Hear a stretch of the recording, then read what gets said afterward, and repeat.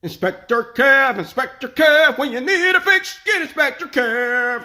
Hey, welcome to another episode of Inspector Kev. In this video, we're going to be cleaning corrosion off our battery terminal. You can use Coke products or Pepsi products to clean your battery terminals, or you can use a mixture of baking soda and water. However, that's going to leave you a nice little mess to clean up, and I really don't want to clean up anything. So in this video, I'm just going to use boiling water. So first, I'm going to just put the water on slowly, making sure not to splash the water. As you see, as the water touches the corrosion comes cleaning off. So there's really not much for you to do here except apply the water. And the smoke that you see coming off the battery terminal is from the boiling water. It is not from the battery itself.